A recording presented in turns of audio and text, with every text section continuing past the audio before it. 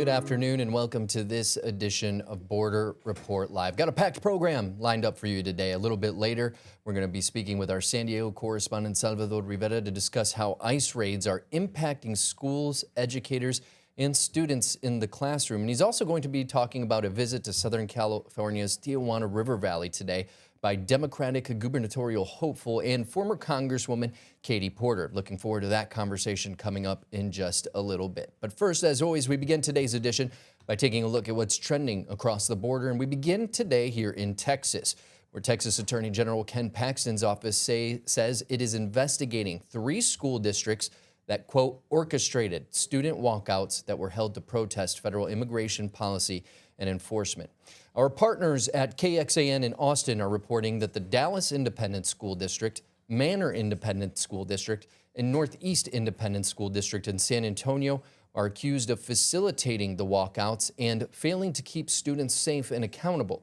The allegations are similar to those that the AG made about Austin Independent School District more than a week earlier.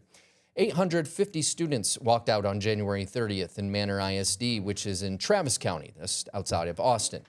Paxton's office says the investigations should serve as a warning to any public school employee who facilitates student participation in future protests. A teacher in Georgia was hit and killed by a man that Homeland Security officials say was running from an immigration arrest. 38-year-old Oscar Vasquez Lopez was attempting to flee a traffic stop when his car hit Linda Davis. Our partners at WSAV have the story. Linda Davis taught Coleman Hardy's 6-year-old autistic daughter when she was enrolled at Hess K-8 school. For me, it was just a weight lifted off my shoulders when she was around. Hardy says Dr. Davis was calm and welcoming, making the school experience better for everyone. My daughter went from not wanting to go to school, crying every single day, and then Miss Davis came around and she was excited to go to school. Tributes are pouring in for the beloved teacher just hours after the crash that claimed her life. A small but powerful message was displayed at the scene: rest in power and peace. I heard a crash. I heard squealing tires. Chatham County Police say the man responsible for the crash is 38-year-old Oscar Lopez. The Department of Homeland Security says Lopez is from Guatemala and was issued a final order of removal in 2024, though it's unclear when or how he entered the U.S. According to DHS, Lopez fled from a traffic stop, made an illegal U-turn, and ran a red light, hitting Davis. That was from our partners at WSAV in Savannah, Georgia. 8 in every 10 asylum claims are being denied at immigration courts. That's what new data from Homeland Security shows. Now, this study was released by Visa HQ and follows an analysis of federal immigration court records. The findings come after tougher standards put in place over the past year. Officials say the changes are meant to move cases quickly and reduce backlog, but immigration advocates warn the speed up could limit due process for people seeking protection. Federal immigration officials plan to spend nearly $40 million to boost detention bed capacity. They want a total of 92,600 beds nationwide. That's according to new documents released Friday. Protests have erupted across the country, including the one you see on your screen in Los Angeles. ICE wants to add 16 regional processing centers to hold 1,000 to 1,500 people in each facility. Detainees would stay 3 to 7 days in those facilities. 8 other large-scale detention centers could house 7,000 to 10,000 residents for up to 2 months. The document was posted online by Republican New Hampshire Governor Kelly Ayotte amid tension over ICE's plans to convert a warehouse in Merrimack, New Hampshire, into a 500-bed processing center. And speaking of warehouses being used by ICE, the owner of one warehouse in Hutchins, Texas, which is in Dallas County, says it won't sell its facility to ICE to be used for detention beds. The California-based company says it won't allow U.S. Immigration and Customs Enforcement to use its 1 million square foot facility to detain immigrants. The government's partial shutdown over funding of DHS is now in its 4th day today, and it appears lawmakers aren't getting any closer to resolving this issue. Trevor Shirley has the story. And we're now starting to see some of the real-world impacts of the shutdown. Lawmakers are gone this week, even as the Department of Homeland Security remains shut down. Call your Democrat senator. Say, why aren't you paying the TSA agents? The funding standoff remains as Democrats want reforms to ICE and immigration policies, and each side blames the other for the shutdown. Democrats rejected a White House offer and sent their own counterproposal to the administration.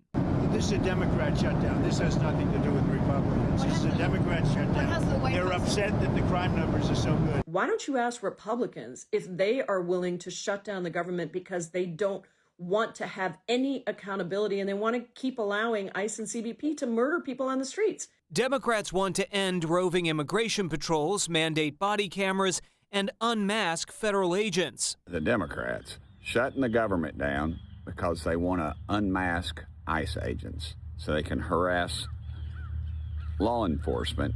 Details of the White House's counteroffer that Democrats rejected weren't clear. Their proposal is not serious.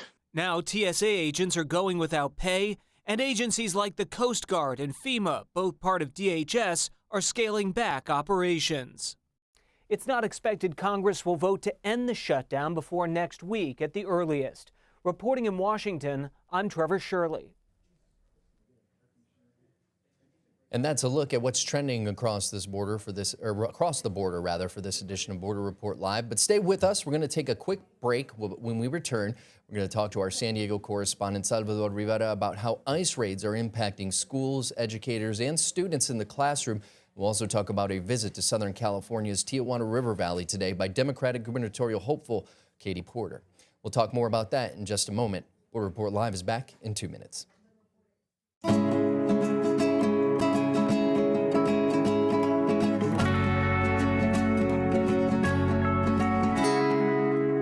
Welcome back to this edition of Border Report Live. Rudy Mireles here in Harlingen, Texas, in the Rio Grande Valley of Deep South Texas. Joining me now from the other side of the border, our San Diego correspondent Salvador Rivera, to talk about a few different topics today. How are you doing today, Sal? Doing great, Rudy. Hope you are also having a fantastic day. Oh, it's always a good day. I wanted to tell you about a lawsuit, that's something that was filed in court last week. And this all sort of began when President Trump took office. One of the first things he did is he removed a policy that prohibited immigration enforcement at schools, hospitals, and places of worship. And this is something we've been seeing a lot of in recent months in places like Chicago, Minneapolis, Los Angeles, New Orleans.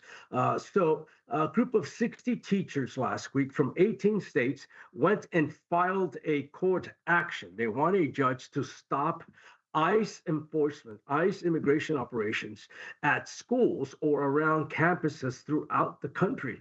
The teachers are saying that ICE is hurting the kids.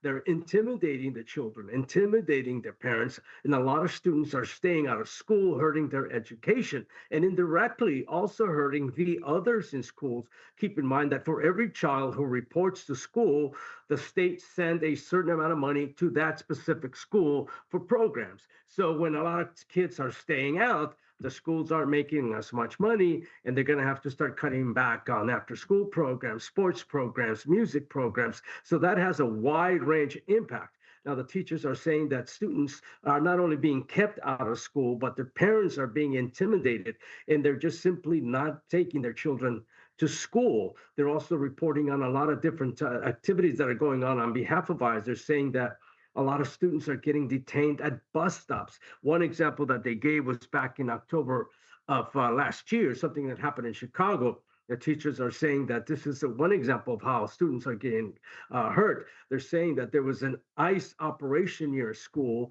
and ICE officers, agents deployed tear gas, and that vapor, that smoke filtered onto a playground where there were dozens of kids playing on the playground. And so that is just, again, one example of what's going on. They're saying there's also parents who are refusing to sign documents that would help their children seek special education or sign them up for sports programs. And they're saying that parents are afraid to sign these documents because they fear that ICE will be given this information, and then in turn, they will come to them and get arrested. So the National Education Association has gotten behind this lawsuit, this court action. It is saying that all students, regardless of race, place of birth, language they speak, deserve schools that are safe. Now, the NEA is saying that just the presence of ICE agents around campuses is intimidating. It's scary enough, and they are basically terrorizing the students. Now, some teachers here in San Diego are taking it upon themselves to organize patrols. They show up early to school and they drive around campuses looking for vehicles that appear to be government vehicles, this big SUVs, cars with tinted windows. And so if they do spot these vehicles, they send out alerts to parents to keep their children away from campuses. This is something that's been going on. You're also hearing about teachers that are giving up their parking spaces inside the school property so parents can come in, safely drop off their students, and then drive off and not be afraid of parking outside the school. And as they walk the children to the campus, that they will get arrested and detained. So a lot of this is happening. And against this lawsuit, this legal action that's been filed in the state of Oregon, is people are hoping that ICE operations are stopped until a judge rules for a definite hold on these ICE operations that are going on around schools and other places of worship and hospitals. You know, it's very similar. You're seeing teachers kind of take action there in California. What we saw in Minnesota shortly after the shooting and killing of Renee Good back at the beginning of January, we saw similar action and kind of reminiscent of COVID times. We saw them, some school districts in Minneapolis, the Twin Cities area, kind of transition into a virtual learning environment. But I know some of the problems that they were facing were finding teachers that wanted to actually teach in that environment. We saw, you know, during COVID how difficult it was. The other side of that is, you know, how the learning capability, what the learning capabilities are of these students. We saw a lot of people fall behind, a lot of students fall behind during that online learning period. But it seems like this isn't just a problem that's happening there. It seems it's a problem happening wherever there has been an immigration enforcement. And if I'm not mistaken, I believe they actually did this in Southern California last year too. Am I wrong or right there? You are correct, Rudy. In fact, this online teaching was also brought up in this illegal action. The teachers are saying that a lot of children would rather learn online. But of course, as you mentioned, there's not a lot of teachers who are willing to go that route and take on that responsibility to teach online because it's quite difficult to do. There's not that interaction, that human interaction that takes place. So indirectly, it's hurting children in many, many ways because they're not only being kept out of school, but even when they try to learn online, it's just not possible. All right. Well, thank you so much for your reporting on that, Salvador. I know you've got some other reporting here. Katie Porter, former congresswoman, now looking to be California's next governor, paid a visit down to your area of responsibility today. Tell us a little bit about that. Well, County Supervisor Paloma Aguirre extended an invitation to all the candidates who are running for California governor.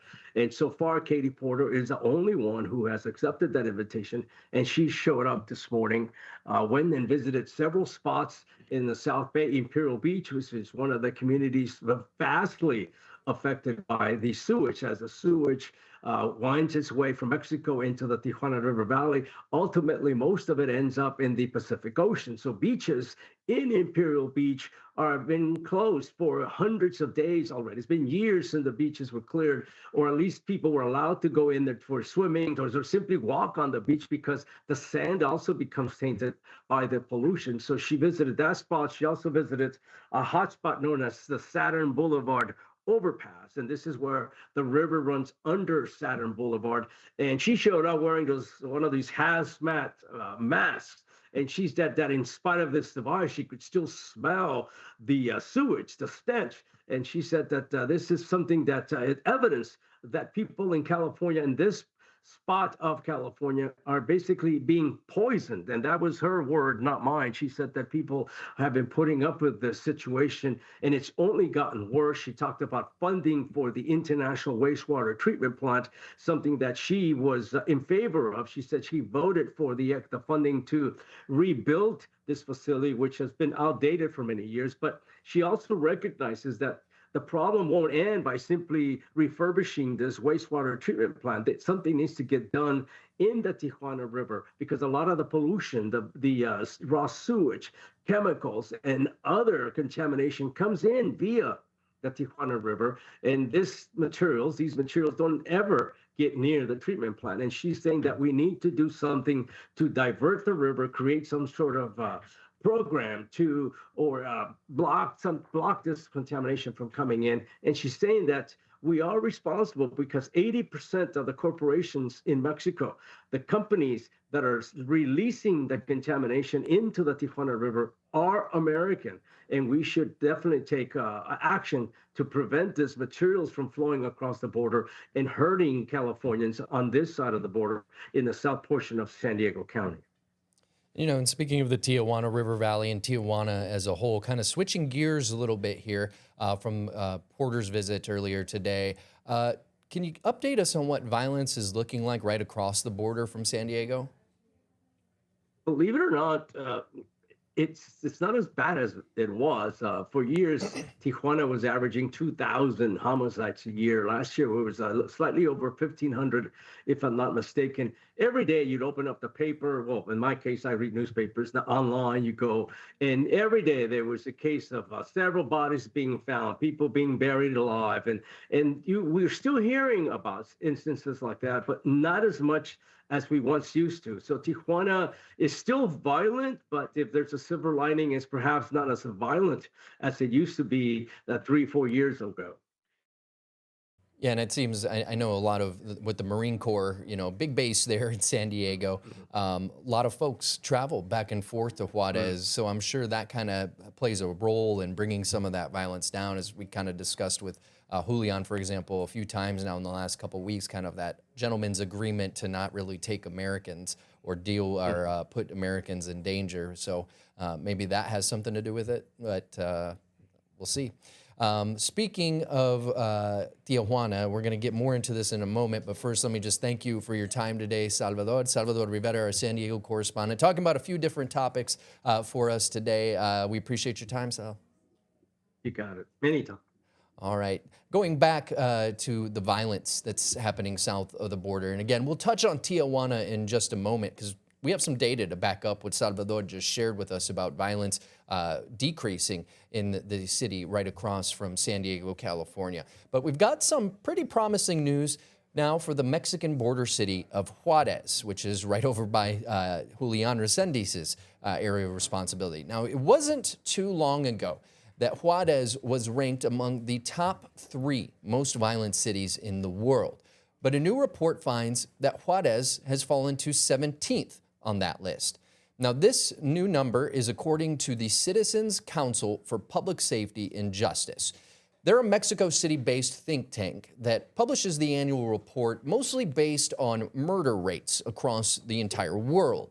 In 2019 and 2020, during the COVID pandemic, Juarez actually ranked 2nd and 3rd. Slight drop there year to year. Good news, but not good enough, right?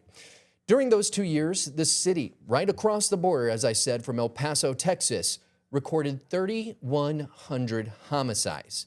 But get this, for the first time in nearly a decade, 9 years, Juarez reported fewer than 1,000 homicides in 2025. Now, state authorities credit that decline on security cameras becoming a fixture on major streets and a noticeable drop after the transfer of more than 100 gang leaders to other jails in Chihuahua. We've actually talked about the security cameras in that area. If you'd like to see more reporting on that from Julian, especially the big camera and security center that they are building in Ciudad Juarez, right across the border from El Paso, you can visit borderreport.com, click on the search bar, and click Security Camera Juarez, rather. But moving on your screen there is a map of some of the most dangerous cities in the world. Now, according to the council, the murder capital of the world is Port-au-Prince, Haiti, followed by, on the other side of the globe, by Mandela Bay, South Africa, and 3 cities, as you can see there, with some major gang problems in Ecuador: Babahoyo, Ecuador, Macala, Ecuador, and Quevedo, Ecuador. Now, Culiacan, Sinaloa, which has been the epicenter of an 18-month fracture in the Sinaloa cartel, ranks 6. Nearby Ciudad Obregón is number 9, and the port city of Manzanillo is 11th. Tijuana now follows Juarez at number 18. Meantime, New Orleans, Cleveland, and Memphis are included in that list at numbers 41, 43, and 46, respectively. Those were the only 3 American cities in that report. Just one more time for those of you who are been following the crackdown across the country in different cities across the country. New Orleans, Cleveland, and Memphis are the only 3 American cities on that top 100 list. And that's a look at those cities. We're going to have more headlines in just a moment, so stay with us. Border Report Live is back in 2 minutes.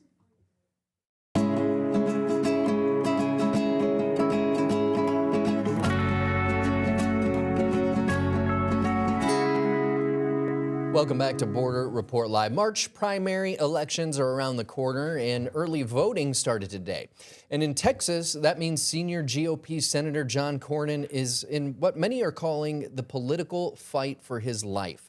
Cornyn is facing opposition from Texas Attorney General Ken Paxton, who we talked about at the beginning of the program. Also in the running for the Republican nomination is Congressman Wesley Hunt of Houston. Cornyn has outraised his primary opponents, raising over $7 million from October through December, according to the Texas Tribune. Now, Cornyn has been an ardent supporter of President Trump's immigration policies on the border, advocating for stricter measures and supporting deportations and detentions. We've also seen him visit the southern border a number of times for those causes, as well as his talks on what the federal government is doing to combat this new world screwworm. Now, President Trump has yet to endorse a candidate in the Texas Senate race. A group of Buddhists just completed a 108-mile walk for peace from Fort Worth, Texas, that recently ended in Washington, D.C. Crowds gathered at the Lincoln Memorial as the 19 monks and their dog concluded the journey. They walked 2,300 miles across 7 southern states, sometimes in frigid conditions, including that recent ice storm that crippled most of the country. One monk was actually hit by a vehicle and had to have his leg amputated. Along their route, they drew large crowds and stopped at churches, city halls, and town squares.